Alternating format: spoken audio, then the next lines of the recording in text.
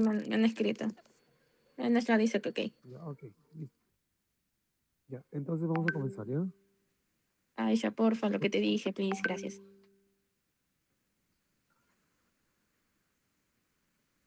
No, no, mira, estoy escuchando secretos, ¿eh?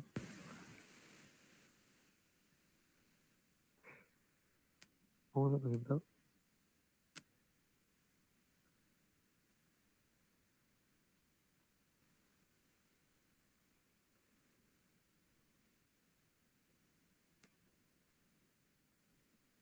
Bien, ¿se ve la diapositiva?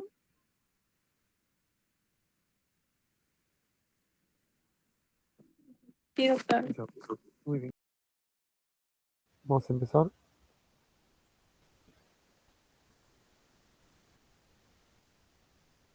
Bien, bien chicos, buenas tardes con todos.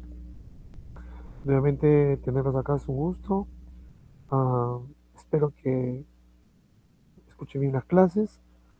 Vamos a tomar un examen de todas maneras oral al momento que estamos haciendo la clase para poder ir colocando las notas del oral, ¿ya? Que falta. Por favor, espero que estén atentos todos y no, no tengan ningún problema para poder colocar sus notas orales, ¿ya? Bien, el día de hoy vamos a hacer la última clase que corresponde al capítulo de endocrinología. Y bueno, es un capítulo realmente corto, bien corto, es un poquito. Y es solamente para destacar que, aparte de las glándulas que hemos estudiado, las glándulas grandes que hemos visto, existen otras glándulas más pequeñas, que llamamos glándulas menores, o glándulas de menor actividad fisiológica, ¿no? Sin embargo, se le llama así, pero tienen muchas veces papeles grandes, importantes en la conservación de la vida, ¿no? Lo llaman así ya que estas glándulas hasta hace poco no se sabían que eran glándulas o que estos órganos que eran o constituyen la formación de glándulas, ¿no? Por eso que se le llaman menores. En realidad no son menores, sino son glándulas grandes, sino que recientemente descubiertos con su actividad endocrina, ¿no? El riñón, por ejemplo, un riñón que ya se conocía mucho tiempo, ya se sabe sus funciones cuáles son. Sin embargo, el papel como glándula endocrina no se lo conocía aún. Igual hablamos del endotelio vascular de los capilares sanguíneos, cuya membrana interna llamada endotelio también eh, se pensaba que solamente pues hacía contacto con la sangre, ¿no? Y que llevaba sangre a todos los tejidos más alejados y punto, ¿no? Pero estudios recientes hablan de que no, incluso algunos histólogos que son bastante exigentes quieren convertir al endotelio vascular como si fuera pues no una glándula, sino como un órgano inmenso, ¿no? Ya que estaba en todo el cuerpo. Y lo mismo con otros órganos, como el corazón se sabe que tiene función pues de bomba y a la vez de eh, una bomba y tal vez también su función que tenía de juntar sangre, ¿no?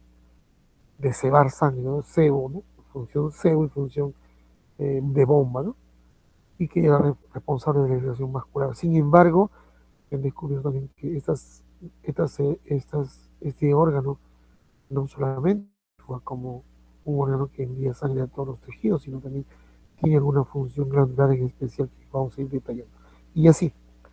Entonces son descubrimientos nuevos y que tienen bastante papel importante en la repercusión de la fisiología del cuerpo humano. Y vamos a presentar una primera glándula que sí habíamos hablado algo ya en la clase. Y esta glándula ustedes ya lo conocen, miren, es la glándula pineal, ¿no? La glándula pineal es una glándula muy pequeña, pequeñísima, ¿sabes? Lo hemos visto cuando hicimos la práctica, ¿no? de hipófisis. Estaba ubicado en una parte especial de la región talámica, ¿no?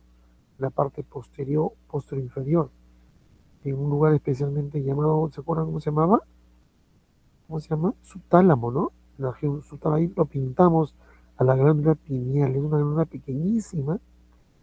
Le pusieron pineal porque tiene la forma de un pino, ¿no? En realidad no del pino, sino de los frutos del pino. Ustedes habrán visto seguro que en los árboles de Navidad a veces colocan unos pequeños pinos, frutos del pino, ¿no? Y más o menos de ese tamaño, de esa forma, perdón, no tamaño, sino esa forma, más o menos es la glándula pineal, ¿no? Y la forma de de un fruto del pino, ¿no? Y de ahí viene el nombre de glándula pineal. Es una glándula que se encuentra ubicada entonces en la región talámica, específicamente en la región subtalámica, o en todo caso diremos en el diencéfalo, en la región Izquierda se ve la subtalámica, el diencéfalo, ¿no? Y acá estamos viendo acá, ya lo habíamos visto nosotros en la vida, en forma real, esa pequeña estructura. Sabíamos que esta parte redonda que está acá, ¿no? Desde acá que se parece a un huevito, ¿no? Así dijimos, es el famoso tálamo, ¿no? Hacia arriba hay una corteza que está, acá un poco está desproporcionada porque de salir esta parte de acá, el epitálamo, ¿no? Y este es el subtálamo, ¿no? Y acá abajo, en la parte ya inferior del subtálamo, donde se encuentra ubicado una pequeña eminencia, este chiquitito que habíamos pintado también en el gráfico. Este ya lo han tomado foto, ya lo han hecho. Así que miren bien nuevamente para que ustedes lo diseñen, porque, y eso lo hemos visto en la práctica, ¿no? No habíamos hablado aún, sí lo pintamos de color morado, me acuerdo, esta glándula pequeña que estaba ubicada en el subtálamo. Hacia arriba el hipotálamo, hemos dicho, acá este es el hipotálamo, ¿no? El más grande. Y esto sería el tálamo, ¿no? Qué grandazo. Bien, acá está el cuerpo calloso, no sé si se acordarán. Este es el ventrículo cerebral, ¿se acuerdan ustedes? Este es el famoso cíngulo cerebral, que está arriba. El cerebelo, ¿no? Acá se nota un bulbo raquídeo, etc., ¿no? Bien. Cuando nosotros sacamos este tejido y lo miramos al microscopio, vamos a ver, miren, unas células que parecen unos alargaditas, como unos pescaditos, ¿no? Estos se llaman bien, como viene de glándula pineal, pinealocitos, ¿no? Son células que se encuentran muy ubicadas dentro de la estructura del tejido cuando se hace un corte, ¿no? Vemos estos alargaditos, estos son los famosos pinealocitos, ¿no? Que vemos en varias partes del cuerpo, en varias partes por donde la glándula, ¿no? Acá, todo está, ¿no? Como un triangulito y larguito, ¿no? Son en realidad citoplasma que se extiende, ¿no? Que se extiende un poco más para alcanzar un capilar sanguíneo, ¿no? Para un capilar sanguíneo. Y, ¿no?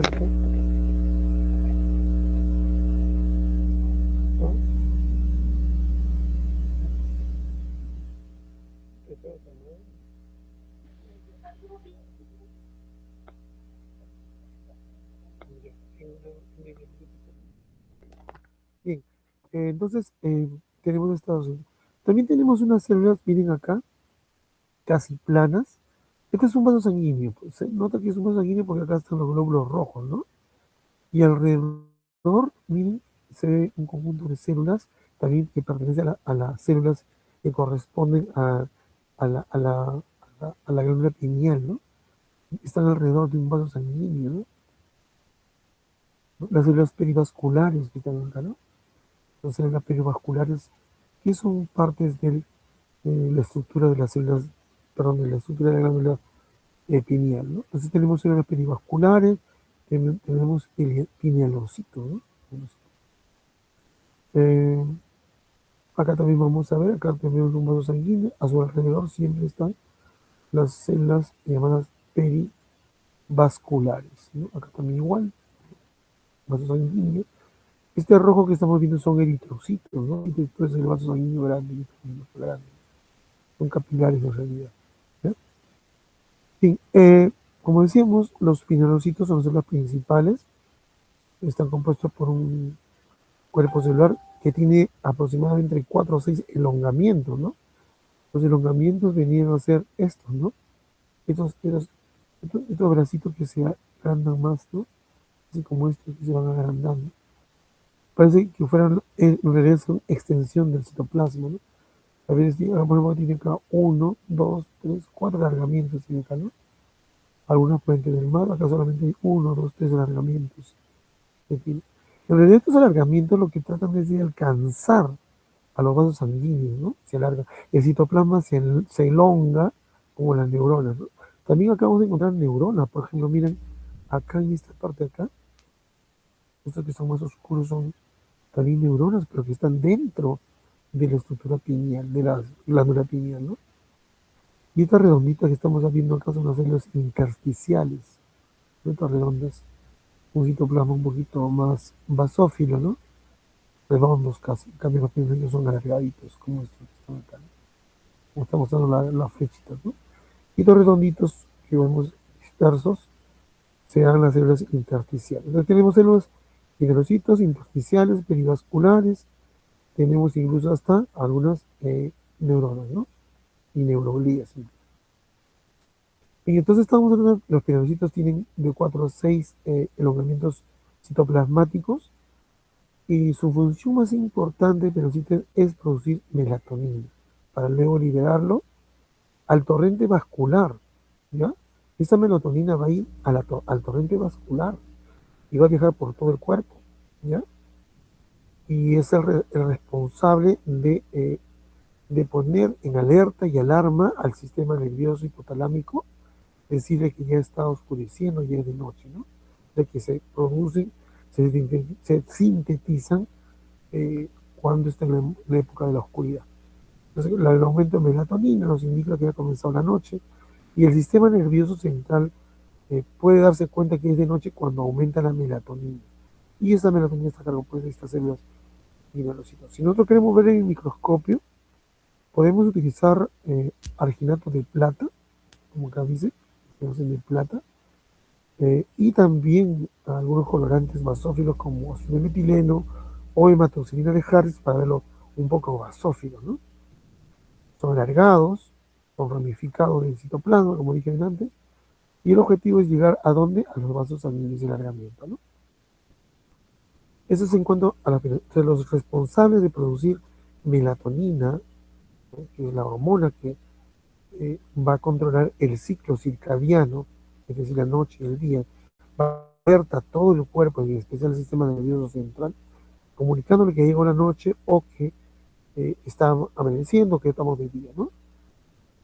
Entonces la producción abundante de melatonina hace que el sistema nervioso central perciba la situación como si una oscuridad o de noche, ¿no? Y pone a disminuir el metabolismo.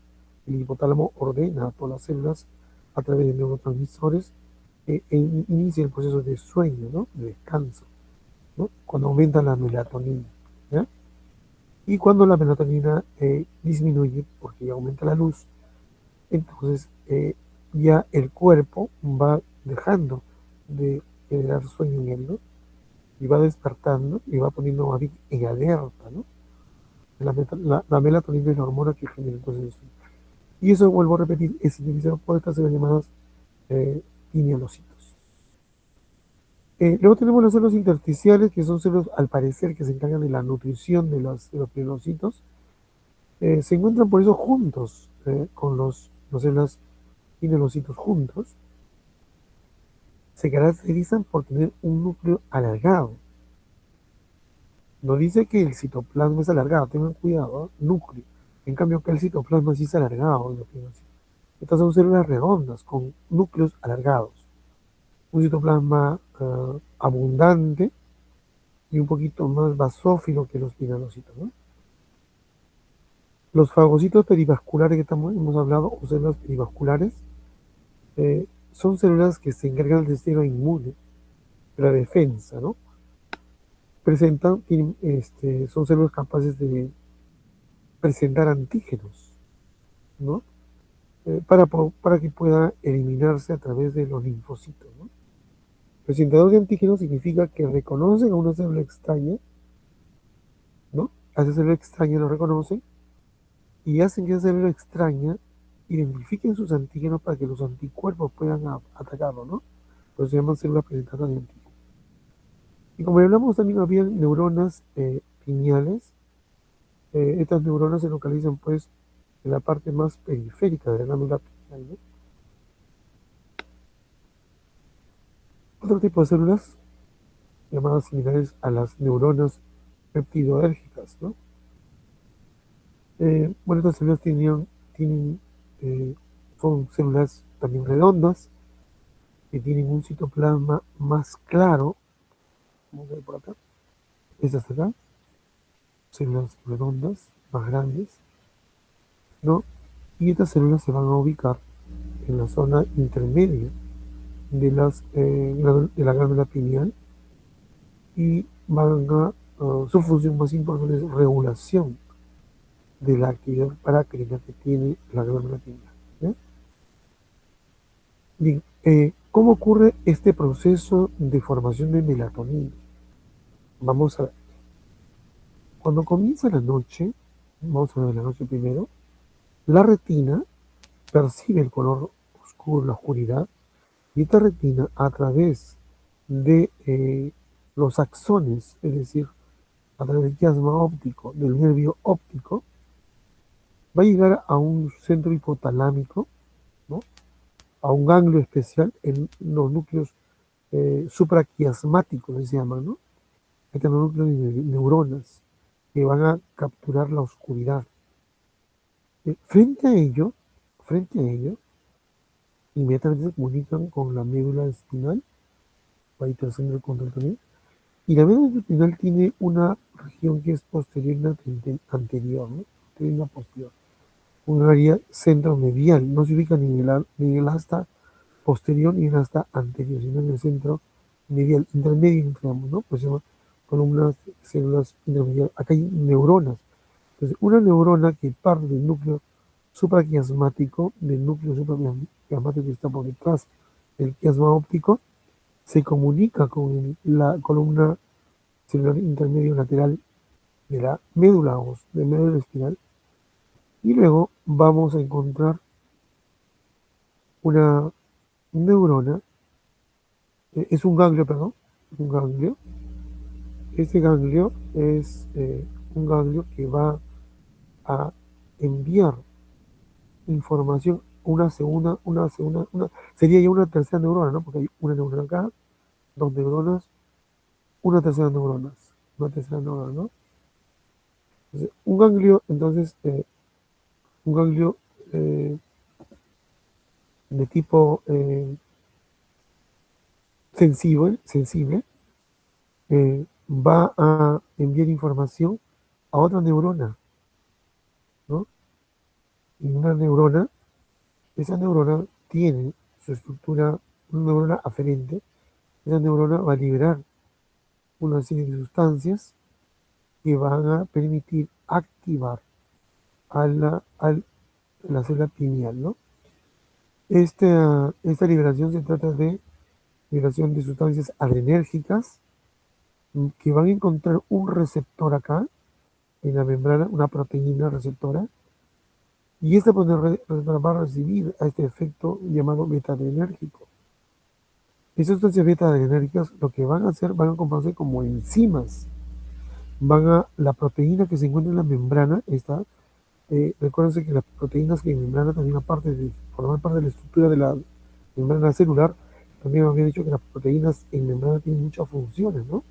Actúan como conexones, como canales iónicos, como enzimas, como receptores, etcétera, ¿no? En este caso, acá, cuando se libera la sustancia beta-adrenérgica de esta neurona aferente, entonces va a haber un cambio en la proteína. Esta proteína se va a activar, es una proteína enzimática, ¿ya? Una adenilciclasa, así se llama la proteína. Entonces, la adenilciclasa liberado en el citoplasma, esto es una célula pineal, un pinealocito. Entonces, esa neurona que estimula, por eso que hay neuronas en la célula pineal, las neuronas que están ahí van a hacer contacto con las células pinealocitos, y a la recepción de sustancias beta-adrenérgicos, entonces esta proteína de membrana llamada adenilciclasa se va a activar. Y al activarse, el ATP que se encuentra en el citoplasma liberado va a perder, dos fosfatos, se va a convertir a AMP cíclico, ¿no? Bien, Este AMP cíclico va a ser posible que va a estimular a través del retículo endoplasmático rugoso y los ribosomas de que sinteticen, no tanto sintetizar, sino más bien va a estimular a que el núcleo pueda sufrir una transducción, el ADN, para poder sintetizar y reunir aminoácidos para iniciar con la síntesis de proteínas, ¿ya? Síntesis de proteínas. Esta síntesis de proteínas cuyo objetivo principal es de generar enzimas, ¿no? Como por ejemplo esta enzima que estamos viendo aquí, está llamado NAT, que es el aril alquil amina N-acetiltransferasa, ¿ya? Esa enzima. O sea, al final se va a producir una acetiltransferasa, en otras palabras, ¿no? Muy bien. Eso ocurre desde la vía exógena, externa, ¿no? Porque ingresa a modificar en la estructura interna, luego vas a producir esta acetiltransferasa, que es en realidad aril alquil amina, ¿no? N-acetiltransferasa, así es su nombre. Bien, una vez que ya se produce esta sustancia NAT, ¿no?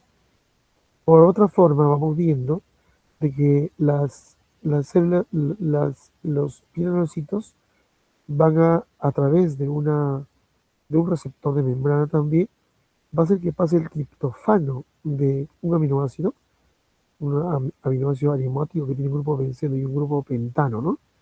Va a pasar de las células vasculares de la sangre hacia el citoplasma.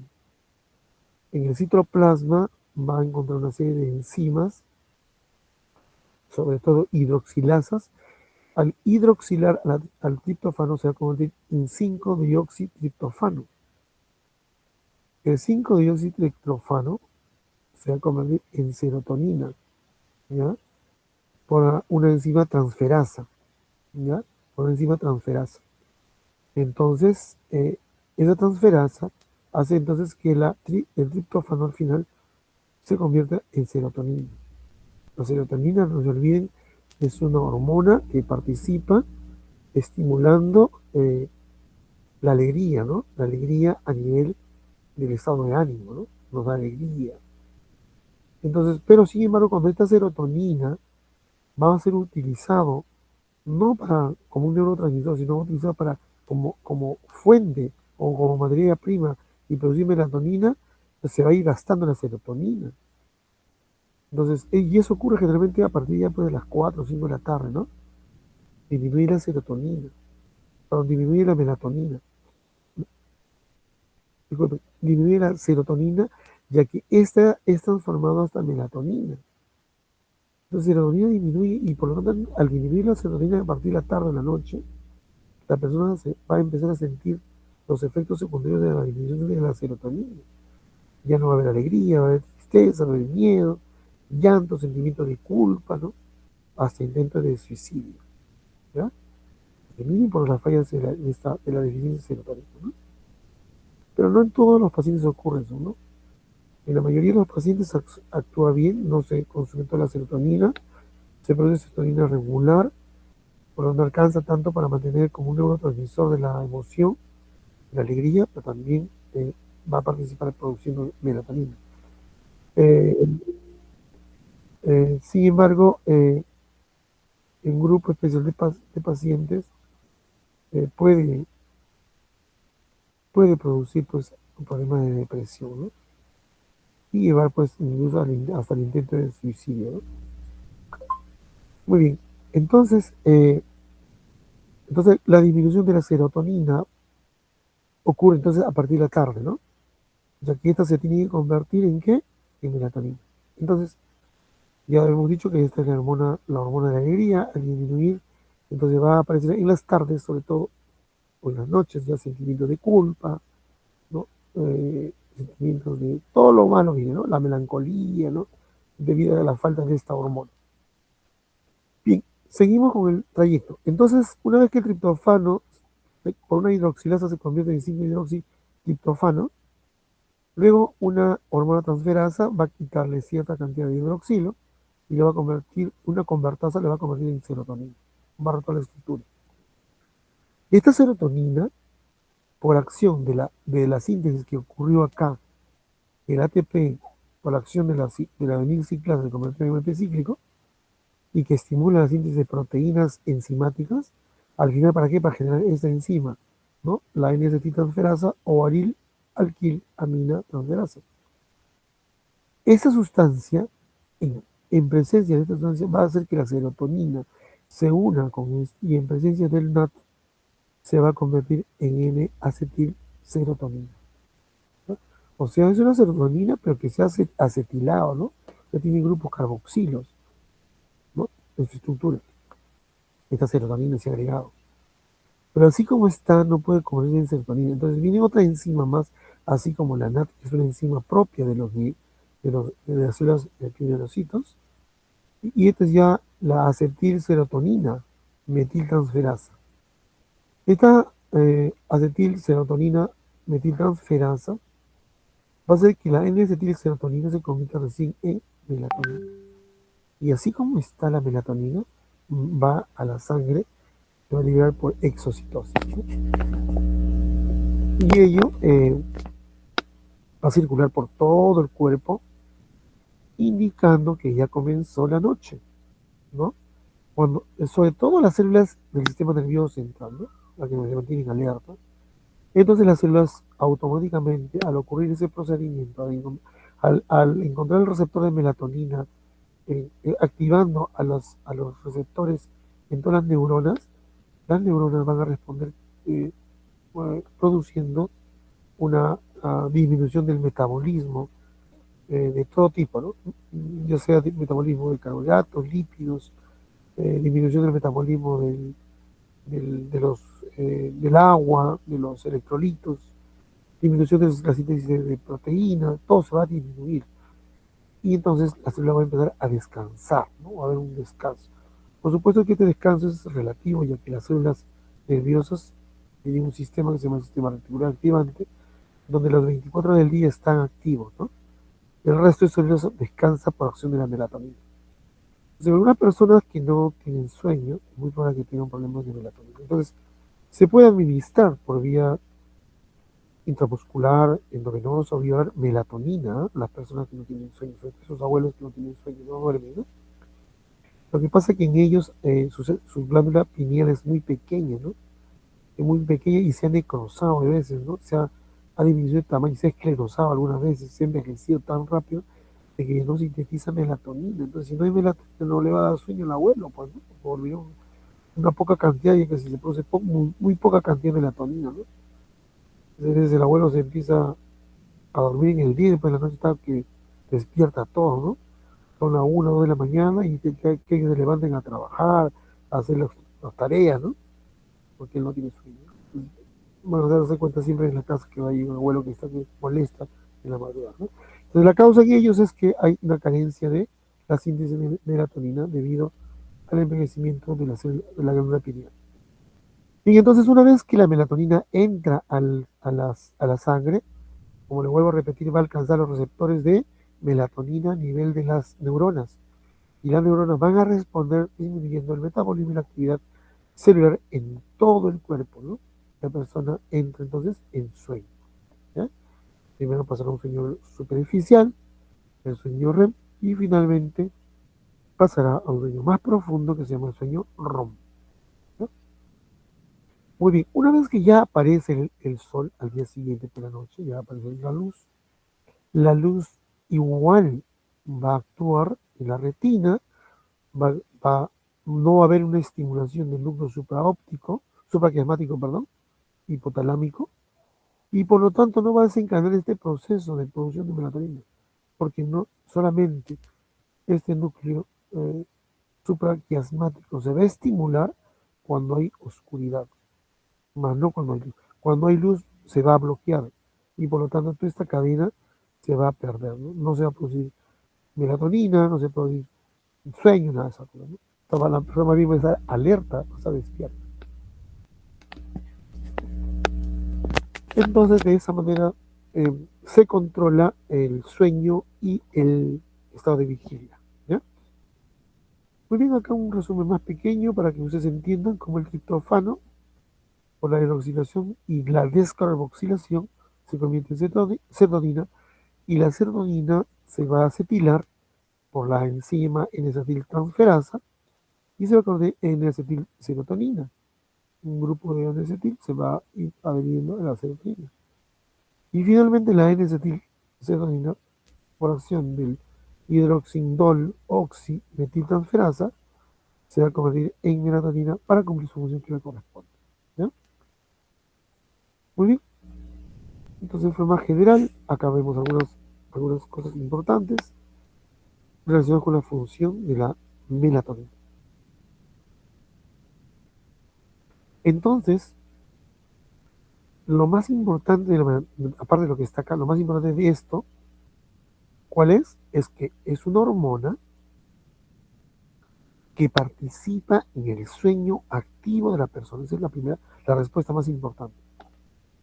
Participa en el sueño activo de la persona, tanto en la fase REM como en la fase REM. Aunque en la fase REM participan otras sustancias más, ¿no? Ya eso está dentro, como por ejemplo el GABA, ¿no? El aumento de la GABA. GABA es una hormona, un neurotransmisor, ¿no? Que estimula el sueño, ¿ya? Junto con la melatonina.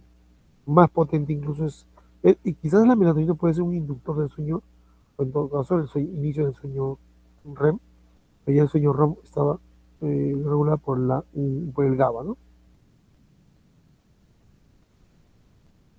Muy bien. Dicho eso, entonces, podemos decir que la función más importante de la glándula pineal es generar el sueño y disminuir en forma secundaria el metabolismo de todo el cuerpo, ¿no?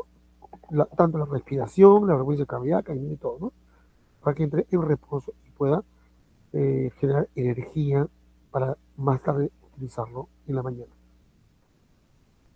Otra función importante, mire, posee función inhibidoras de la hormona de la hormona liberadora de gonadotrofinas.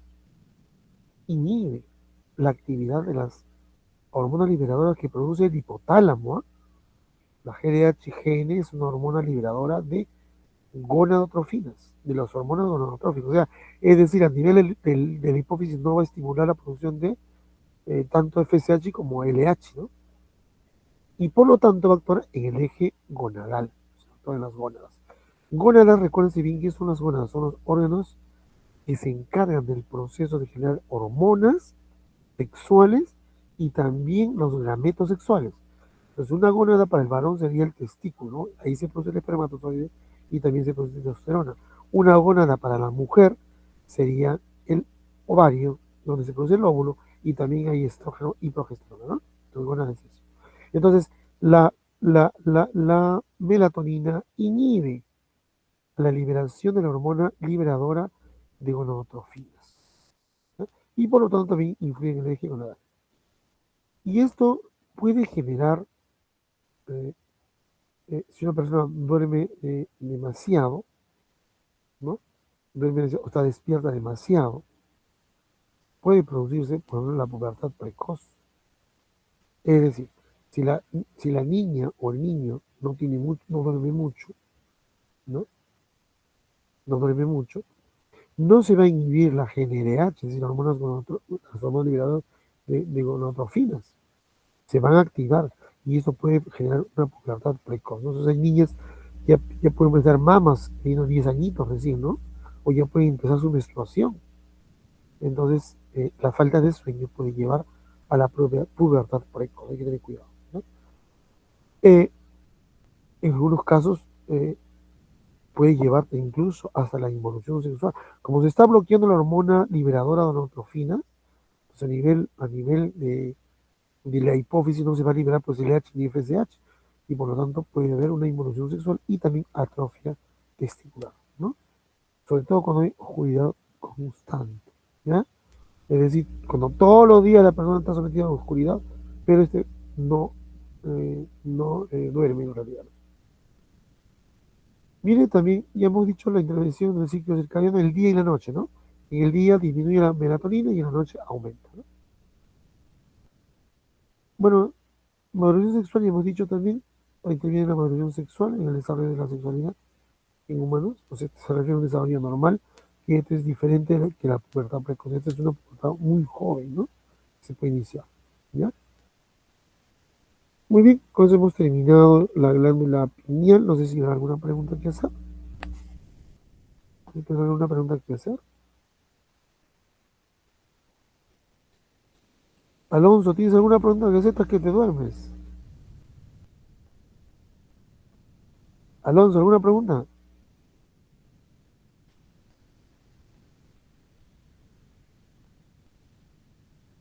Estás escuchando música, creo que. Alonso, ¿no me escuchas?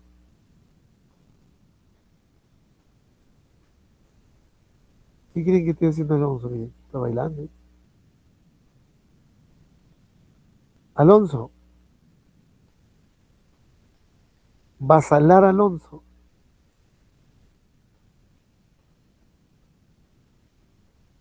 Está fuera de la clase. ¿Qué están haciendo Basalar?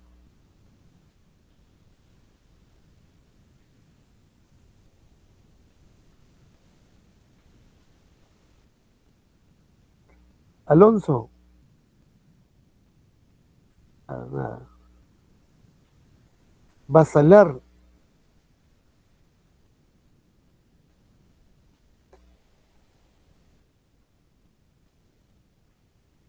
Seguramente está bien, hay un reflejo que está en otra cosa, no está en la clase. Miren sus lentes, en otra cosa está bien. Bueno, así que algunos alumnos después están pidiendo que les apoyen para la clase, ¿no? Bueno, bien. Fernanda, ¿alguna pregunta? No, profesor. Muy bien. Vamos a pasarnos ahora a otro órgano, que es el riñón como glándula, ¿ya? Bien, el riñón, aparte todavía no han llevado ustedes nefro, ya en la siguiente clase ya comenzaremos con nefro, riñón, y luego ya las últimas 3 semanas con neuro. El riñón tiene su función, la más importante, que es la filtración, llamado filtración, la formación de orina, la filtración de sustancias tóxicas en el cuerpo y la liberación de ellas a la orina, y aparte la formación también de la orina, esa es su función.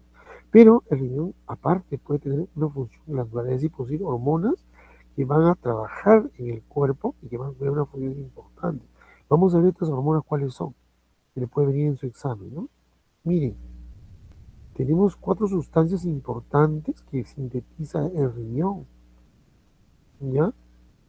Miren, chicos, acá el riñón está con su grasa, ¿no?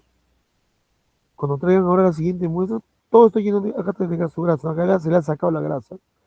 Cuando traigan el riñón, todo tiene que estar repleto de grasa, ¿ya? Todo. No van a traer pelado así como está acá. Todo de grasa van a traer para hacer la práctica de glandular suprarrenal. Bien, entonces acá estamos viendo que esta riñón puede sintetizar una serie de sustancias importantes como hormonas como la eritropoyetina, la renina que ya hemos hablado en un momento, la calcicleína y también prostaglandinas, sin necesidad que se convierta en el ácido araquidónico por acción de la ciclooxigenasa, COX-1, COX-2, podemos generar, el riñón nos puede generar prostaglandinas, ¿ya? Entonces vamos a ver cómo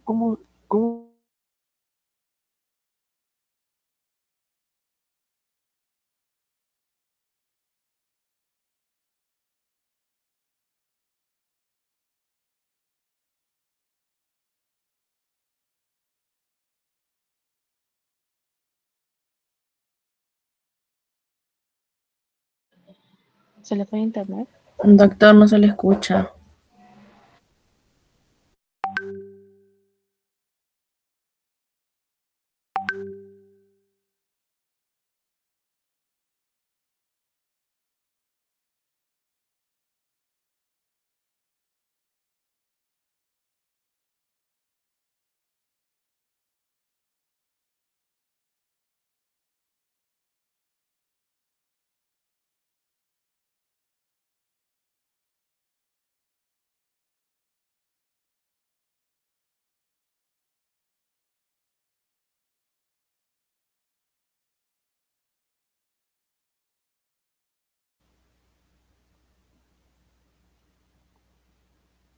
Ya, chicos, se actualizó solo el equipo y se apagó, pero ya llegó rápido. Vamos a continuar.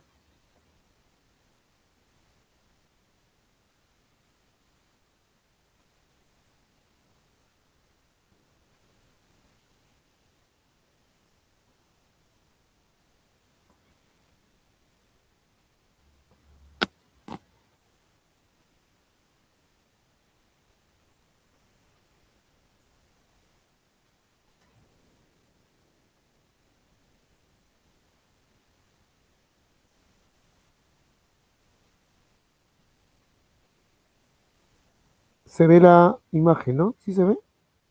Ya. Ok, vamos a continuar. Estamos viendo acá. ¿Lo hemos visto? Bien. Estamos viendo el riñón como glándula. Vamos a ver entonces, chicos, cómo se produce esta eritropoyetina y cuál es su función igual de cada uno de ellos, ¿ya? Vamos a hacerlo. Entonces, miren, todo comienza de la siguiente manera. Por favor, escuchen lo que les voy a decir porque les voy a preguntar en el examen y ustedes tienen que narrarme igual parecido a ello, ¿no? Normalmente la médula ósea de los huesos, sea huesos largos, cortos o planos, cualquiera de ellos, la función más importante de la médula ósea es producir glóbulos rojos, ¿no? Estos glóbulos rojos, cuando recién estaban pequeños, en la vida inicial, pues tenían núcleos, ¿no? Cuando estaban en la época de blastocistos, ¿no? Como eritroblastos, perdón. Luego fueron reticulocitos, normocitos. Después ya finalmente se convierten en eritrocitos. Y cuando ya están en forma de perdón, luego reticulocitos, cuando ya están en forma de reticulocitos, ya salen a la sangre, ¿no? Ya salen a la sangre. Y en forma de eritrocitos, por supuesto, no están, muy pocos son ya reticulocitos. Del 1 al 3% son solamente reticulocitos que encontramos en la sangre. Pero la mayoría de ellos ya son células adultas que salen a la sangre. No pueden salir blastos, por si acaso. Si salieran blastos, se supone que hay un problema grave en la médula, ¿no? No pueden salir ellos. Entonces, los que cumplen su función van a ser los glóbulos rojos ya formados, los llamados eritrocitos. Debido a que estos eritrocitos no tienen núcleo, ¿ah? Te dije que en la parte inicial, cuando recién se formaban, sí tenían núcleo, ¿no? Tenían núcleo. Por supuesto que sí tenían núcleo. Pero cuando ya abandonan la médula ósea, se van sin núcleo. Entonces, estos glóbulos rojos son en realidad como si fueran, se acordarán seguro ustedes cuando iban a la playa, cuando iban a la piscina, han llevado pues su salvavidas, ¿no? Que tienen ese redondito, ¿no? Su flotador redondo, ¿no? A veces en la parte media, algunos llevan sus llantas, pues, ¿no? Pero bueno, pero ahora ya creo que no hay muchas llantas, no he visto muchas, más he visto flotadores que venden, ¿no? Muchos de esos flotadores tienen un plástico en la parte del medio, digo, para meter los pies nada más, ¿no? Y alrededor está pues inflado, ¿no? Ahí, ¿no? Los glóbulos rojos se parecen a ellos, pero sin el hueco al medio, ¿no? Cerrado, en su parte media como una membrana por el medio, ¿no? Y tienen así una forma discoidea, como un disco largo, igual que un flotador, ¿no? Sino que en vez de que esté hueco por el medio, está cerrado, ¿no? Es cerrado como si fuera un plástico que lo ponen ahí al medio, ¿no? Y la forma que tienen estos glóbulos rojos en forma de un disco hace que tengan una característica llamada bicóncava, o sea, cóncava en la parte del centro por ambos lados, ¿no? Que se parecen de verdad a estos flotadores, o se parecen a los picarones, ¿no? Unos picarones, así son los glóbulos rojos. Esta arquitectura de la membrana celular del glóbulo rojo son proteínas importantes sintetizadas por el retículo plasmático rugoso y sus ribosomas, ordenados por su ARN mensajero y ARN de transferencia, con una orden que viene ya desde la estructura nuclear en el núcleo para que se sinteticen proteínas de membrana celular. Hemos dicho que la membrana celular está formada por proteínas. Estos glóbulos rojos tienen sus propias proteínas especiales, como la anquidina, ¿ya? La espectrina, la banda 4, la banda 20, la banda 19. Son proteínas de la membrana celular de esta célula. Esa proteína, llamada anquidina o espectrina o bandas, hacen que mantenga esta forma bicóncava. ¿Y saben por qué es importante que sean bicóncavos? Porque eso le hace que su diámetro no sea mayor a 8.5 micras. Su diámetro promedio va a ser 7.5 micras de promedio, pero puede ser un poquito menos de 7 micras hasta 8.5 micras de tamaño, ¿no? Más de eso ya se llama pues células gigantes de glóbulos rojos, o en todo caso más chiquitos son glóbulos rojos microcíticos, ¿no? O macrocíticos, que son más de 8.5 micras de tamaño de diámetro, o cuando su diámetro es menor a 7.5 ya se ven microcíticas, glóbulos rojos microcíticos, pequeñísimos, enanos. Y eso tiene una causa. Bien, pero lo más importante de este globo rojo es que, y su grosor, viéndolo de perfil, si medimos la altura del flotador, no debe ser mayor a 3 micras, exagerando, 3.5 micras, de 2.5 a 3.5 micras. Acuérdense de estos valores que es importante que se lo aprendan, ¿ya? Entonces su tamaño va a ser más o menos 2.5 a 3.5 micras de grosor, ¿no? Pero su diámetro, hemos dicho, promedio 7.5 micras. Y esa forma, esa morfología bicóncava que tiene, o forma de picarones, o forma de flotadores, es gracias a la proteína anquidina, espectrina en las bandas 20, 24, 19, ¿no? Muy bien. Pero se supone que cuando este glóbulo rojo salga a la sangre, debe continuar sintetizando proteínas para su membrana, porque no lo tiene. Porque esta proteína se va destruyendo, se va gastando. Y tiene que ser reemplazado. Pero para que pueda ser reemplazado tiene que haber dentro de la célula un núcleo con su retículo endoplasmático rugoso y sus ribosomas y sus ARN de transferencia y en todo caso ribosomial o en todo caso mensajero para que puedan seguir una orden de síntesis de proteínas. La traducción, ¿no? El elongamiento, la transición, el proceso de traducción y también los procesos que se dan en el elongamiento, ¿no? Pero resulta que estas células, cuando salen, no tienen núcleo y por lo tanto no hay quien sintetice la anquidina, ni la espectrina, ni las bandas, porque no tienen retículo endoplasmático rugoso, ni núcleo, son anucleares. Mientras que estén jóvenes, en sus 10 días, 20 días, van a pasar por toda la sangre, inclusive capilares más pequeños que él. Por ejemplo, en el vaso, los capilares sanguíneos llegan a alcanzar aproximadamente 1 micra.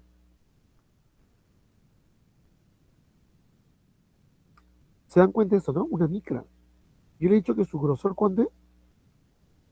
Mínimo 2.5, máximo 3.5 micras. A pesar de ser más pequeños, pero más grandes, pasan por los capilares del glóbulo rojo, adoptan morfologías, formas de pasar y pasan por los capilares del vaso. Porque son jóvenes, son elásticos. Se pueden aplanar, se puede disminuir su grosor, ¿no? Y pasar felizmente. Porque son jóvenes. Porque tienen la membrana celular que tiene anquidina y espectrina, elasticidad y la morfología del glóbulo rojo. Pero a medida que va pasando los días, chicos, la proteína de la membrana se va destruyendo y no existe mecanismo cómo mejorarlo. Entonces, cuando los glóbulos rojos ya viejitos cumplen más o menos sus 120 días, algunos 90 días, ¿no? 90 y 120 días, es el tiempo de duración de la vida del glóbulo rojo. ¿Qué ocurre? La anquidina se gastó, ya no existe anquidina, y no hay cómo reemplazar porque no tiene núcleo, no tiene ribosomas en ese momento, cuando está en la sangre. No hay espectrina que le da elasticidad tampoco. Entonces, cuando estos glóbulos rojos nuevamente se dan la vuelta, regresan nuevamente al vaso, por intentar pasar los capilares de una mica que tiene el vaso, estos glóbulos rojos no resisten y se mueren cuando son viejos. No lo pueden pasar. Entonces hay una destrucción masiva de glóbulos rojos. El cuerpo se queda con menos cantidad de glóbulos rojos. Y al quedarse con menos cantidad de glóbulos rojos, ¿quién va a captar el oxígeno para que lo lleve a todos los tejidos? No va a haber. En ese momento se va a producir una pequeña hipoxia. ¿Qué significa hipoxia? Disminución de la oxigenación a los tejidos. ¿Y saben quién es la célula? ¿Dónde está el órgano más sensible? Es el riñón. El riñón es el órgano más sensible y tiene dentro de su estructura celular unas células llamadas células yuxtamedulares que se van a encargar de identificar que hay una deficiencia de oxígeno. Y en respuesta a la hipoxia, entonces lo que produce esto se llama hipoxia. Entonces, en respuesta a la hipoxia, el riñón, estas células de la yuxtamedulares, van a empezar a sintetizar una proteína llamada eritropoyetina. ¿Y la eritropoyetina qué va a hacer? Va a irse por toda la sangre y cuando llega a la médula ósea, estimulará a la célula madre de la serie roja para que se produzca nuevos glóbulos rojos y nos duren nuevamente unos 90 y 120 días otra vez. En forma continua, en forma diaria, se van muriendo glóbulos rojos porque ya han envejecido. Ya no son elásticos porque la anquilina que tenían ya no está completamente, se ha metabolizado. Entonces hay un riesgo que se rompan y entonces al romperse el glóbulo rojo, la hemoglobina queda en la sangre y ya no puede transportar ninguna molécula de oxígeno y eso genera hipoxia. El riñón se da cuenta, las células los nociceptores de las células yuxtacelulares se dan cuenta y en respuesta a eso van a liberar ¿qué cosa? Eritropoyetina. La eritropoyetina irá a las células madre de la serie roja y estimulará la mitosis y la reproducción de esa célula madre para que se produzcan nuevos glóbulos rojos otra vez y que van a durar más o menos entre 90 y 120 días. Otra vez ocurrirá el mismo proceso, empiezan a morirse, porque no tienen núcleo, y finalmente producen hipoxia, nuevamente en el riñón se encargará de estimular, frente a la hipoxia, se estimulan las células yuxtamedulares, liberan nuevamente eritropoyetina y otra vez se repite el ciclo. De esa manera se mantiene y se conserva la función endocrina que tiene el riñón en relación a la producción de glóbulos rojos. Cuando un paciente tiene un problema renal, hay insuficiencia renal, va a disminuir la síntesis de eritropoyetina. Entonces nuestro paciente va a ser un paciente anémico. El paciente con insuficiencia renal sufre de anemia, debido a que este riñón no está produciendo eritropoyetina. Está viejo, está malgastado, está envejecido, ¿no? Entonces, hay que poner a nuestro paciente con insuficiencia renal, hay que ponerle eritropoyetina en forma mensual en el músculo, ¿no? Porque si nosotros no hacemos esto, chicos, este paciente que tiene problema renal va a llegar a ser anemia severa y va a empeorar la oxigenación de ese riñón peor y la necrosis va a empeorar más y más rápido se va a morir este señor, ¿no? Salvo que se esté dializando, ¿no? Bien, entonces esa es la importancia, la primera importancia que tiene la eritropoyetina, ¿ya? Una de las hormonas que produce entonces el riñón. Ya sabemos la causa, ¿cuál es? Otra función importante es la producción de renina. Muy bien, comenzamos con este cuadro que está acá. Cuando la presión arterial empieza a disminuir en la sangre, ya sea por una falla cardíaca, es decir, el músculo cardíaco el ventrículo izquierdo no está enviando sangre adecuadamente,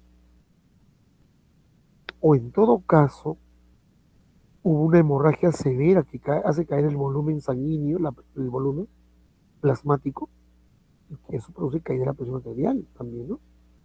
O un paciente que entra en una depresión hídrica, es decir, pérdida de agua, o un paciente que entra en una diarrea, pues esas diarreas continuas, ¿no? En la época del cólera, pues el paciente perdía en una sola deposición, pues 1 litro, 2 litros de deposiciones, ¿no? Y hasta ni color tenía, ni el color ese amarillo, la cercovirina que da el color amarillo a las heces, ya no tenía ni siquiera ese color, porque ya todo se había perdido. Solamente defecaba como agüitas de arroz, ¿no? Blanco.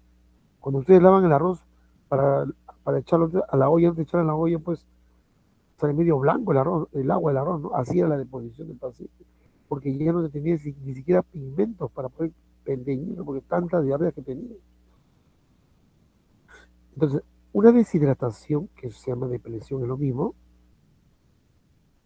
todos ellos van a disminuir la presión arterial. O un paciente que empieza a vomitar, vómitos continuos, lleva la deshidratación y por lo tanto lleva una caída de la presión arterial. Entonces, cuando la presión arterial cae, también el riñón también tiene otros receptores acá en el interior, que también son las células yuxtamedulares. Estas células del riñón, en respuesta, que son captadas por los nociceptores, ¿verdad? En respuesta a la caída de la presión arterial del cuerpo, inmediatamente libera renina a la sangre. Esta renina, liberada en la sangre, ¿qué hace? Hace que el angiotensinógeno que se encontraba en la sangre, producida por el hígado, como ya dije en la clase pasada, también hemos hablado de esto, se convierte en angiotensina 1.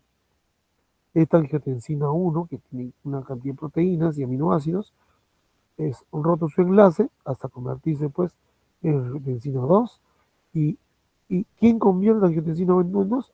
La enzima convertida en angiotensina. ¿Qué ocurre cuando la sangre pasa por el pulmón? Los neumocitos tipo 2 tienen la enzima convertida en angiotensina. Cuando pasa por ahí, liberan esta enzima y entonces la angiotensina 1 pierde 3 aminoácidos y se convierte en angiotensina 2. Esta angiotensina 2 sí tiene una acción sobre el músculo liso de los vasos sanguíneos, arteriolas y venas, que hace apertura canales de sodio y calcio en las células musculares, en la túnica media muscular de los vasos sanguíneos, produciendo contracción muscular, estimulando la contracción muscular, y eso hace que aumente la presión arterial. Por un lado. Ya tenemos entonces que aumenta la resistencia periférica. Hablar de aumentar la resistencia periférica significa aumentar la presión del vaso sanguíneo, del músculo al momento que se contrae gracias a la angiotensina 2, ¿no? Por otro lado, la angiotensina 2 va a la sangre y llega hasta donde está la cápsula suprarrenal y a nivel de las células glomerulares, la angiotensina 1 va a estimular la producción de una enzima llamada aldosterona. ¿Y la aldosterona qué hace? Actúa en el riñón. ¿Y el riñón qué cosa hace en el riñón? Aumenta la absorción del sodio y el agua. De tal manera que no se pierda ni agua ni sodio en la orina. Más bien el sodio y el agua entran a la sangre para aumentar la presión arterial. Dos mecanismos por la cual la renina va a hacer posible de que se forme aldosterona y también aumente su presión arterial por vasoconstricción por la conversión de la angiotensina 2. ¿Ya? Entonces va a haber una retención de sodio y agua, ¿no? En el riñón. Y va a ingresar a los sanguíneos recuperándose la presión arterial, ¿no? La presión arterial. Muy bien, entonces el otro objetivo, entonces la otra enzima que tiene el riñón como glándula es la producción de renina con el objetivo de aumentar la presión arterial por dos maneras. Uno, produciendo vasoconstricción al convertir la angiotensina desde el 1 de la angiotensina hacia la angiotensina 2 y el otro aumentando la aldosterona que retiene sodio y con ello agua. Pues aumenta la bolemia. ¿Ya? Dos acciones importantes entonces ahí de dos hormonas, ¿no? Una tercera hormona es la prostaglandina. La prostaglandina, si bien es cierto que viene la síntesis pues, a partir de los fosfolípidos, sobre todo el ácido araquidónico, es una sustancia que va a actuar relajando el músculo liso de los vasos sanguíneos. Ya no contrae, más bien relaja. Produce vasodilatación. Al relajar el vaso, ¿no? Se relaja. Y al relajarse el vaso sanguíneo, ¿qué ocurre?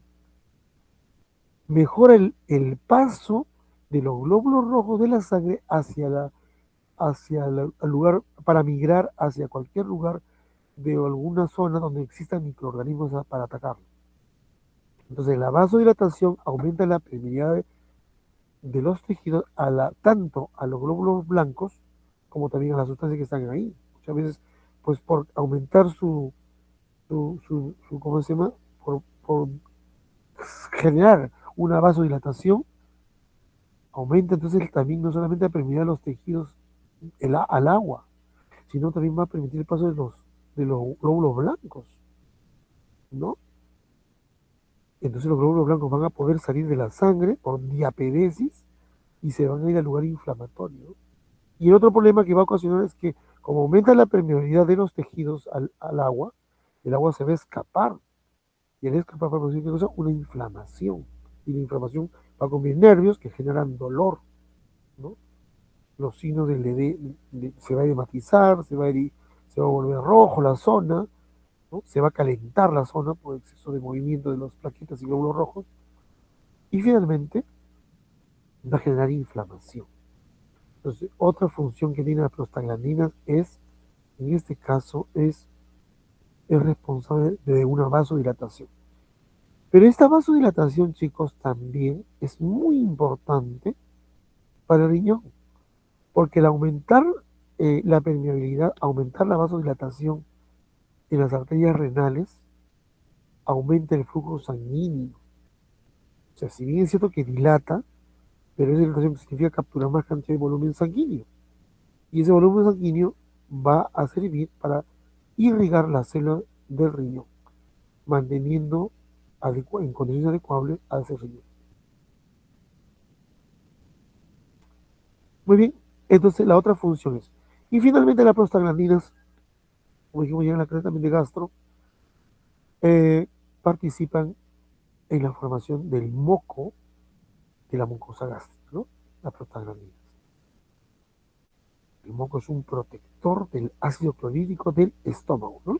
Cuando el moco es de buena calidad. De buena calidad no protege nada, para nada sirve. Pero en la mayoría de los casos, pues no hay un problema genético, ¿no? La mayoría tienen buena cantidad buena producción y buena calidad de moco en la mucosa gástrica, que va a proteger, por supuesto, del ácido clorhídrico que lesiona la mucosa, ¿no? Muy bien. La otra función es la calicreína. La calicreína son dos enzimas, la varicinina o la diquinina y la calidina. Igual actúan como si fueran en las prostaglandinas o como los cininógenos que llamamos, ¿no? Son, ojo, sustancias muy, muy vasodilatadoras, ¿ya? Son vasodilatadoras. Igual que la prostaglandina, por lo tanto su función, ¿cuál es? También son sustancias que van a participar en el proceso inflamatorio como las prostaglandinas, ¿ya? Lo que hacen es garantizar también el flujo sanguíneo hacia el riñón, ¿no? ¿Por qué? Porque estas prostaciclinas, al inicio, la bradiquina y calcitina va a estimular la prostaciclina, y las prostaciclinas son sustancias que estimulan a la producción de óxido nítrico, y el óxido nítrico produce vasodilatación al relajar el músculo liso, y por lo tanto aumenta el flujo sanguíneo renal. Entonces mejora el flujo sanguíneo hacia el riñón, evitando así que se produzca cualquier hipoxia a nivel renal, ¿ya? Bien, esas son las 4 enzimas que deberíamos hablar. Y para ya terminando, vamos viendo Nos faltan dos glándulas más en el corazón como glándula.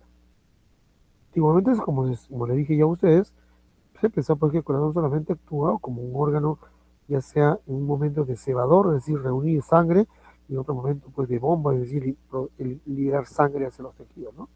Un órgano motor. Sin embargo, estudios posteriores descubrieron que algunas zonas del corazón pueden producir algunas hormonas importantes. En este caso tenemos a la aurícula. Se encontró que en la aurícula había una sustancia importante llamada péptido natriúretico atrial, ¿ya? Este péptido natriúretico atrial se produce en las aurículas, ¿ya? Pero también hay otro péptido natriúretico en el ventrículo. Entonces, para no confundirnos cuál es cuál, a la auricular le pusieron A, péptido natriúretico A, y al ventrículo le pusieron péptido natriúretico B. B, ¿no? Mayúscula, no B de ventrículo, V no, ¿ya? Bien, eh, cuando se libera esta enzima? Bueno, cuando existe una exposición al frío en excesivo, ¿no? Cuando estamos con el corazón, la pared cardíaca está sometido a una compresión continua, ¿no? El ejercicio físico también es importante. Es decir, cada que nosotros realizamos un ejercicio físico más de lo común, eh, una forma de compensación va a ser la producción eh, de este péptido natriúretico. Entonces, es importante la presencia de este energético para participar en el proceso del ejercicio, para mejorar la dilatación vascular, ¿no? Y generar una mejor liberación de oxígeno en los tejidos, ¿no? Otro factor importante es la pérdida de peso, ¿ya? Which loss, que dice acá, es pérdida de peso, ¿ya? Una pérdida de peso continua también va a estimular la producción de liberación de péptido natriúretico, tanto atrial como ventricular. El más importante es el atrial que el péptido ventricular o péptido B, ¿no? Hay factores que lo van a inhibir, la resistencia a la insulina y la obesidad, ¿ya? Sí. Una vez liberado a la sangre este péptido natriúretico, encuentra, mira, un receptor en la membrana, ¿ya? Un receptor en la membrana, los adipocitos, ¿no? En este caso es un adipócito. Tiene un receptor especial, en este caso el receptor A para el péptido natriúretico tipo A, ¿no? Y el B será para el B, ¿no? Esto ingresa al interior, este receptor ingresa al interior, estimula una enzima, igual que la, que la primera que hemos visto en la unión renal. Miren, perdón, en la glándula pineal. Y la GTP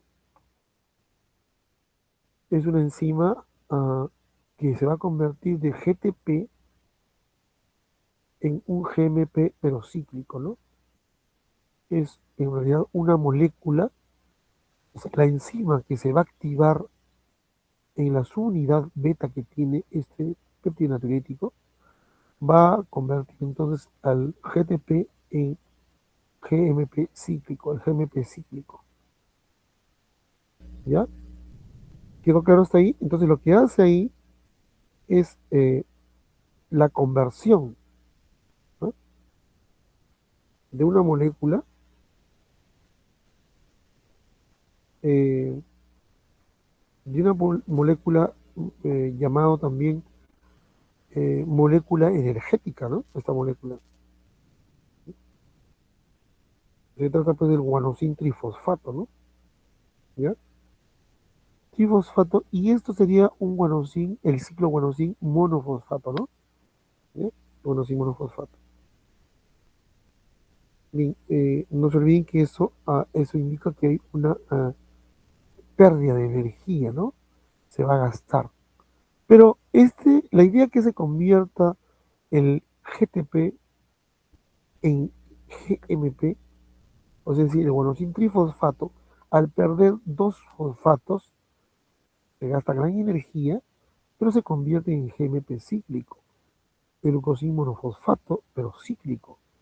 Este monofosfato, si se acuerdan ustedes de la clase de enzimas cuando comenzamos farmacología, es una sustancia que activa una serie de cascadas bioquímicas en el interior de la célula, ¿no?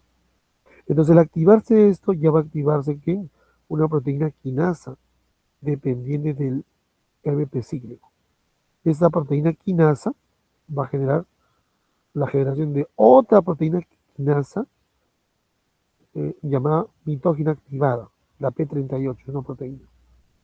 Estas proteínas ya van a actuar haciendo que se destruyan los lípidos en exceso, ¿no? Producen una lipólisis. O bien para liberar y destruirlos completamente, o bien para liberar energía, por una línea. Luego, esta proteína P38 que ha sido creada va a ingresar a la mitocondria y va a aumentar la generación de energía, ¿no? ¿Ya? Va a aumentar la energía de alta generación, ¿no? Muy bien, y va a aumentar también la temperatura corporal y va a producir vasodilatación periférica, ¿ya? Pues acá hay un resumen, vamos a ver del péptido. Acá vamos a ver el péptido, ¿cómo se llama? Se encuentran otros péptidos natriuréticos, el atrial o el llamado A, el natriurético perdón, y el tipo B no se puede acá, ¿no? Hay un tipo B también, que es del ventrículo, ¿se acuerdan? Pero el que tiene más acción es el péptido natriurético atrial, por eso viene de A, atrial. Se origina en aurículas y ¿cuál es su función? Distensión auricular, es decir, relajar a la aurícula, ¿ya? Cuando aumenta la tensión en la aurícula, lo relaja, que se distiende, que le da espacio para que siga llenando, es este péptido natriurético, ¿no? Hay otro péptido natriurético llamado B, que no es el péptido natriurético que está en el ventrículo, es un péptido natriurético de brain viene de cerebro, brain en inglés. Este péptido natriurético también se produce a nivel cerebral y también en los ventrículos, ¿no? ¿Ya? ¿Cuándo se produce? Cuando hay una sobrecarga en la presión o cuando aumenta el volumen ventricular. ¿Qué hace este péptido natriurético cerebral? Va a disminuir la resistencia periférica a nivel del músculo, se va a relajar el músculo, ¿no? Hay otro péptido natriurético también C, pero que no es producido por los aurículos y los ventrículos. El péptido natriurético B de brain que viene del cerebro también se produce en los ventrículos. O sea, este B podemos encontrar en dos lugares entonces, en los ventrículos y en el cerebro, no se olviden, ¿ya? Para su examen. Ese péptido natriurético cerebral lo encontramos en el cerebro y también lo encontramos en los ventrículos.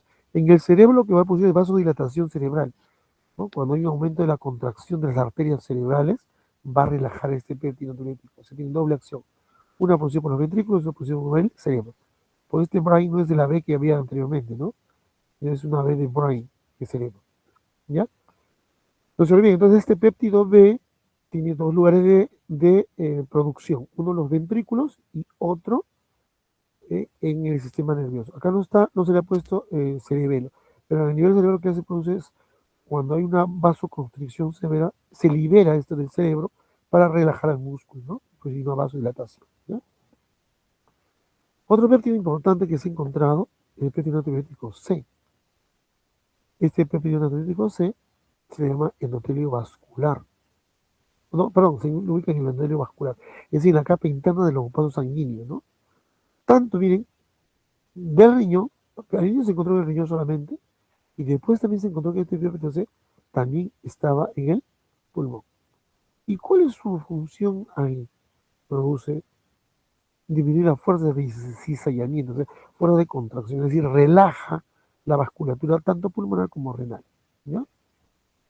Y hay otro péptido natriurético que se encontró en una serpiente, ¿no? Llamado péptido natriurético D. Pero este péptido no es un péptido llamado D, no es un péptido como los tres primeros, es un péptido muy mortal. Se encontró en una serpiente venenosa llamada mamba verde.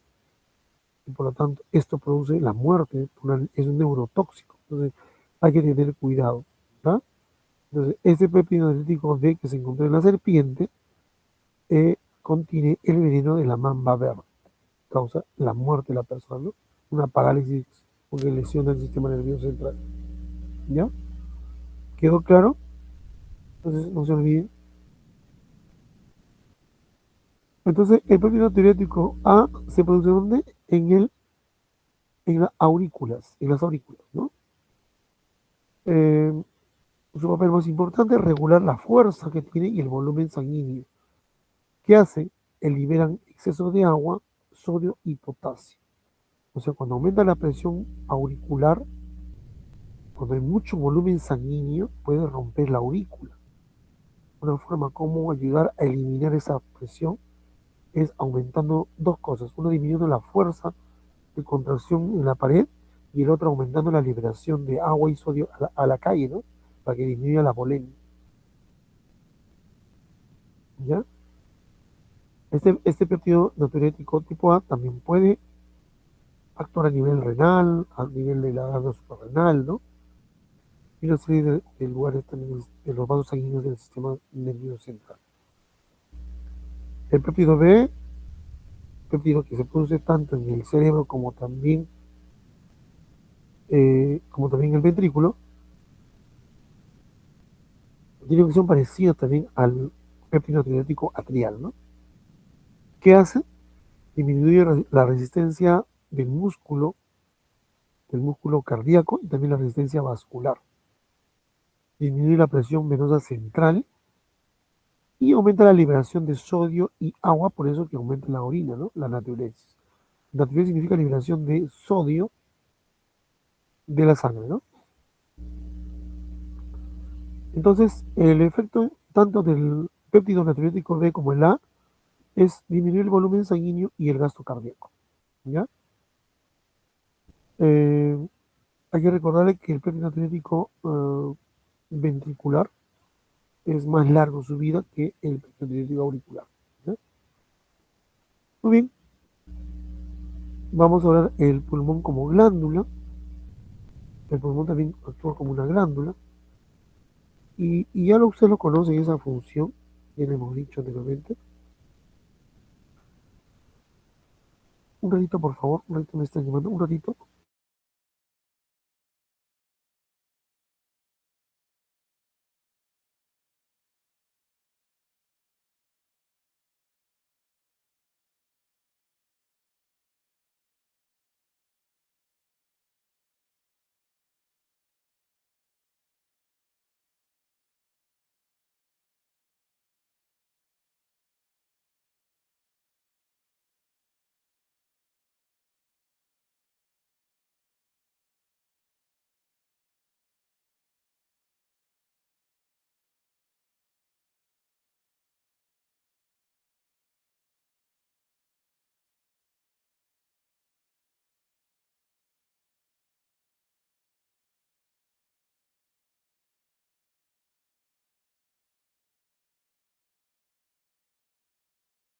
Bien, seguimos, chicos. Entonces, habíamos dicho que también el pulmón, si bien es cierto, su función es la hematosis, es decir, el intercambio gaseoso, ¿no? Y también participa, pues, como un órgano en el proceso de metabolismo de algunos medicamentos, ¿no? De algunos medicamentos también su función es eliminar por vía inhalatoria, ¿no? Bien, pero sin embargo, aparte de esas funciones que le corresponde, que se conoce muy bien, también actúa como una glándula, ¿no? Vamos a ver qué sintetiza. Ya hemos hablado un poco, pero lo vamos a volver a hablar nuevamente cuando hemos hablado del riñón. Bien, cuando existe una disminución de la presión arterial eh, o cuando hay pérdida del volumen sanguíneo que lleva la presión arterial, es muy probable que la cantidad de volumen de sangre que debe llegar al cerebro o al sistema nervioso central no llegue adecuadamente. Entonces, en ese momento se va a producir una serie de intervenciones importantes.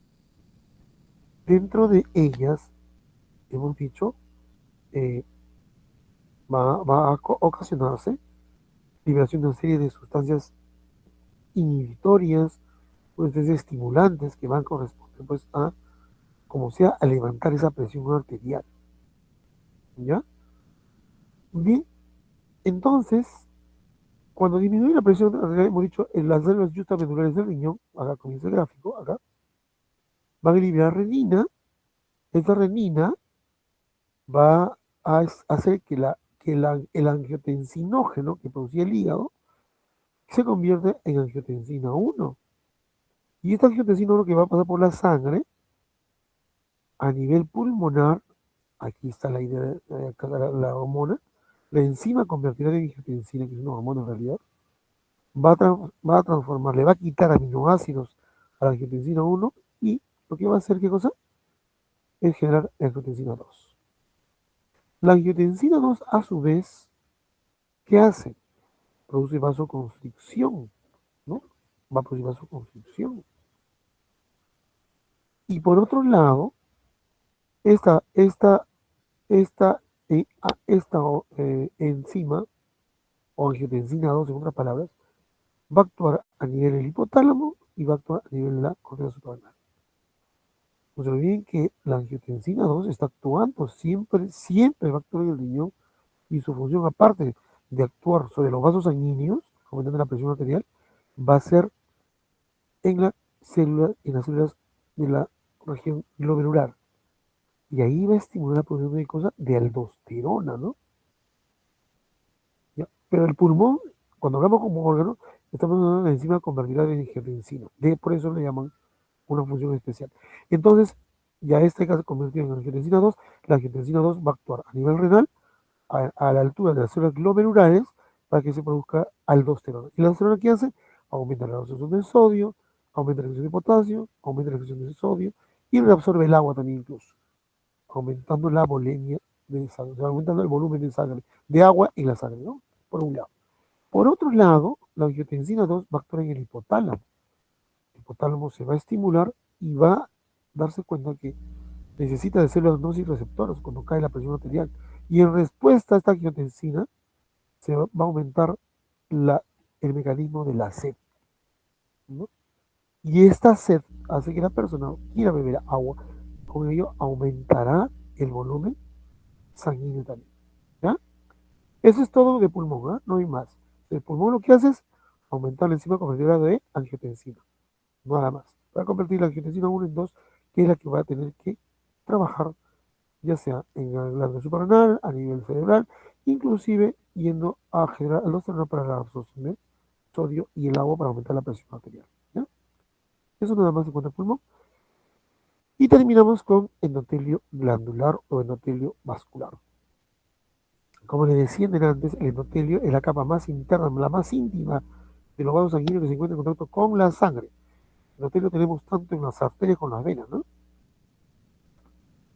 Está formado por un tejido epitelial simple, no estratificado, no queratinizado, que reviste toda la parte interna de los vasos sanguíneos que se contacto con la sangre, ¿no? Ese es el endotelio. Acá estamos viendo, mírenme, esta capa delgadita que estamos viendo acá, este es el endotelio, la capa más profunda, ¿no? Este es un ejemplo de una arteria, sus arteriolas, su capa externa, con su lámina propia, ¿no? La capa muscular, ¿no? Las membranas basales, y acá tenemos la capa más profunda que es el endotelio. Este es el endotelio vascular, ¿ya? La parte más íntima, interna, que está en contacto con la sangre. Y esta membrana viene desde el endocardio, por si acaso, que invade los vasos sanguíneos, porque el endocardio también tiene células epiteliales planas no estratificadas, no queratinizadas, ¿no? La parte interna del endocardio está revitalizado por ese tipo de células que continúan su recorrido hacia los vasos. Estas células que están acá, que se veían antes como una especie solamente de una membrana que envuelve a los vasos profundos, en realidad posteriormente estudios hechos por ella se encontraron que no era sencillamente así, producen una serie de sustancias importantes. Entonces, para resumirlos, para no agotarlos, les he dividido en dos grupos. El endotelio vascular puede producir dos tipos de sustancias fisiológicas importantes. Las sustancias llamadas vasodilatadoras, ya que relajan el músculo vascular, o sea, quiere decir que la sustancia que ingresa acá no solamente se queda en el endotelio, sino se va hasta la sangre y de la sangre alcanza al músculo tanto de las venas como de las arterias, ¿no? Igual que los vasos constrictores. Entonces, dos grupos importantes, las sustancias vasodilatadoras y las sustancias vasoconstrictoras. Hay una que relajan, que dilatan los vasos, y otra que disminuyen el calibre de los vasos, los cierran, ¿no? Entre las vasodilatadoras que se producen en el endotelio vascular tenemos al óxido nítrico, a la prostaciclina, a la atropina, sustancia P, la histamina, incluso la hormona adrenocorticotrópica también se produce en esto. Ojo que hay más cosas que producen esto. Por ejemplo, el péptido natriurético también igual. También se produce también factor de necrosis tumoral, tromboxano, ¿no? Factor de von Willebrand, que ves para la coagulación, bueno, etcétera, un montón de cosas. Pero lo más importante, reunir solamente a los vasodilatadoras, o sea, que van a regular. ¿Qué hacen estas sustancias en realidad vasodilatadoras y vasoconstrictoras? Regulan el capilar, es decir, cuando está muy contraído lo abren los vasodilatadores y cuando está muy abierto se activan las vasoconstrictoras, de tal manera que se mantenga el vaso sanguíneo adecuable, llevando sangre a los tejidos, ¿no? No evitar que esto se altere, ¿no? Y mientras que las sustancias vasodilatadoras o vasoconstrictoras tenemos al tromboxano A2, a la angiotensina 2, que ya hemos visto, miren, la angiotensina 2 también se produce en el endotelio vascular, igual que se convierte por la angiotensina, perdón, por el enzima complementaria de angiotensina 2, ¿no? En 2, ¿no? También acá se produce solo en el endotelio, ¿no? Tenemos endotelinas que son vasoconstrictoras, tromboxano A2 y angiotensina 2. ¿Ya? En dos grupos le hemos dividido. Aquí estamos viendo, miren, la actividad que tienen en realidad los endotelios. Vamos a ver en orden por acá. Producción de sustancias vasoactivas, o sea, vasoconstrictoras. ¿Cuáles son? Ya les he dicho, a ver, ¿cuáles son? Angiotensina, endotelinas, ¿no? Son vasoactivas. Ojo, también tienen sustancias que inhiben la agregación plaquetaria. Es decir, evitan que una plaqueta se pegue contra la otra plaqueta. Por eso son factores de inhibición plaquetaria. ¿Ya? ¿Qué más se produce en el endotelio?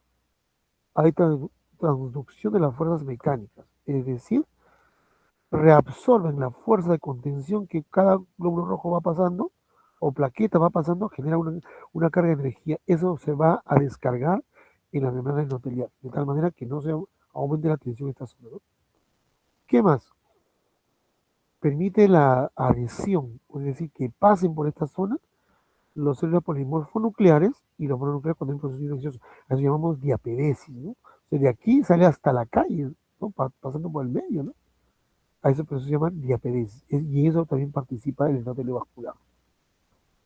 Brinda una superficie antitrombótica, es decir, que evita que se adhieran las células entre ellas, de tal manera que no se forme ni un trombo, ¿no? Donde están íntegras el endotelio, no se van a formar trombos, pero cuando el endotelio empieza a llenarse de grasa, de lípidos, empieza a destruirse, se inflama esta zona, inmediatamente se van a adherir, van a formar coágulos, ¿no? O trombos, y que pueden causar la muerte más tarde, ¿no? O puede ser un disturbio cerebrovascular, ¿no? Un evento cerebrovascular. Entonces tiene una superficie antitrombótica, pero profibrinolítica, es decir, si hay una hemorragia por ahí, inmediatamente va a responder liberando sustancias de coagulación, dentro de ellos el factor de von Willebrand, por ejemplo, ¿no? Una de ellas, ¿no? Son de las 12 factores que se encargan de coagulación. Hemos dicho también, permiten la migración, hemos dicho de células mononucleares y polimorfonucleares, ¿no? Primero la adherencia y luego la migración. Aumentan su permeabilidad, es decir, cuando se relaja el músculo y la célula, crean acá un espacio huecos acá para que los líquidos puedan pasar del intravascular hacia afuera, al extravascular, ¿no? Con eso pasan sustancias también hacia los demás tejidos que necesitan. En caso de fractura, de lesión, ¿no? De la membrana celular o en todo caso del vaso sanguíneo, se van a liberar una serie de factores de crecimiento, ¿ya? Factores de crecimiento significa que factores que van a mejorar la cicatrización rápida del vaso sanguíneo, va a reconstruir el vaso sanguíneo rápidamente, ¿no? Eso se llama factores de crecimiento y migración. A nivel del músculo, también van a actuar relajando, este músculo está acá, el músculo liso, relajando o contrayéndolo, dependiendo. En los casos de hipertensión, van a tratar de relajarlo, ¿no? Liberando óxido nítrico, para eso liberaría óxido nítrico. Y en caso de disminución de la presión, van a liberar endotelinas que van a aumentar la contracción muscular, ¿no? En el vaso sanguíneo para mejorar la presión, ¿ya? Una sustancia importante es la producción del óxido nítrico, ¿ya? El óxido nítrico que produce el endotelio vascular, que en forma comercial también se puede comprar no como óxido nítrico, sino como derivado del nitrógeno, que son vasodilatadores, o el nitroprusiato, por ejemplo, ¿no? La nitroglicerina, otro más. ¿Qué más tenemos? A ver. Hay unas medicinas que se colocan debajo de la lengua, ¿no? ¿Cómo se llama? Se colocan debajo de la lengua. ¿Cómo se llama? A ver. Ya le dije la ¿Cuál, doctor? ¿El captopril? No. Vasodilatador, que sea un vasodilatador. El captopril es un antihipertensivo. Cuando hay infarto agudo del corazón, ¿qué se coloca? A ver. Sublingual. Isorbide. El isorbide más tarde se va a convertir en óxido nítrico y va a relajar el músculo o los capilares del corazón, ¿no? Las coronarias van a relajar.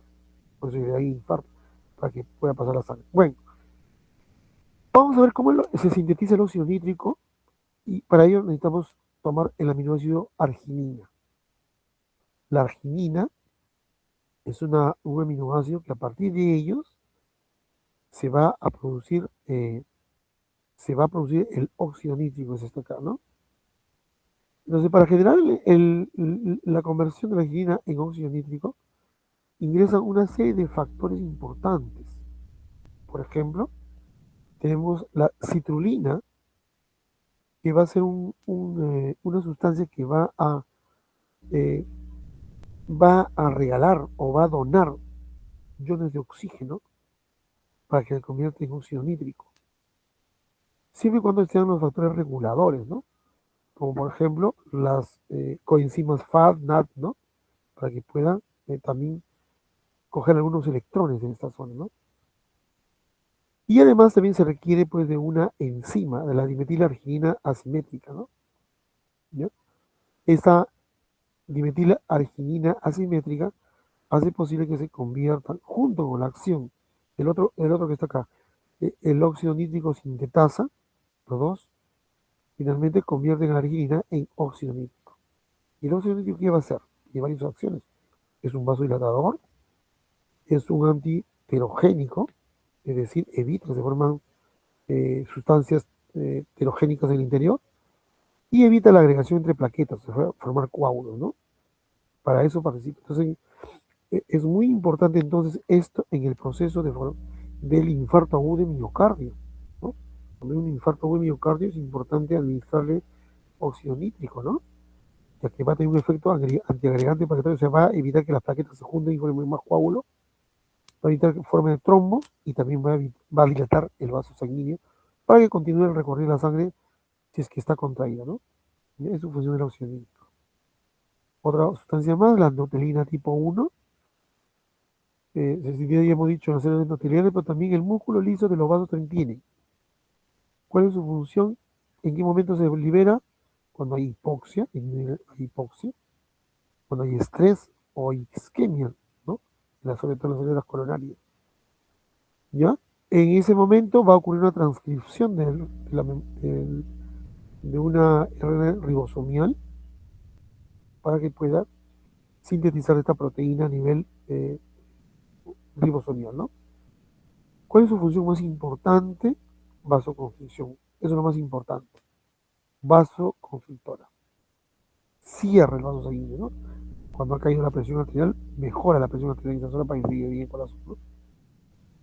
También va a estimular, cuando hay lesión de las células musculares del corazón, o también de los vasos sanguíneos, va a recuperar, así que cicatrice más rápido, que se elongue más grande, ¿no? O más rápido en todo caso, recuperando la estructura biológica de la célula, ¿ya?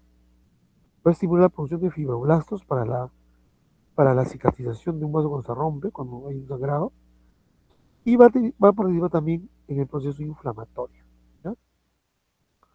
Acá tiene un receptor en la membrana celular, mesenterina, se llama receptor ligado a proteína G. Se estimula este receptor ligado a proteína G. Este proteína G va a aumentar una enzima llamada fosfolipasa. Y bajo dos caminos va a generar uno, el ácido diacilglicerol, y esto va a aumentar la proteína sinasas. Y estas proteínas sinasas van a estimular la vasoconstricción celular, por un lado. Por el otro lado, la fosfolipasa C incrementa la producción de inositol trifosfato. Esto aumenta el paso del calcio hacia hacia el músculo, y también logra la vasoconstricción, ¿no? Entonces, representa un importante retorno de endotelina. Muy bien. Eso es todo en la clase. No sé si habrá alguna pregunta que hacer.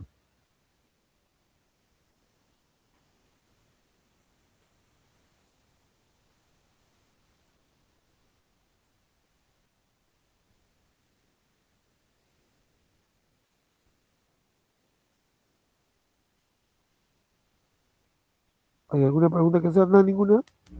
Bien, chicos. Hemos terminado entonces el capítulo del tercer módulo, el último que faltaba, la última clase. Espero que estén estudiando. La próxima semana es el examen oral y escrito, los que faltan.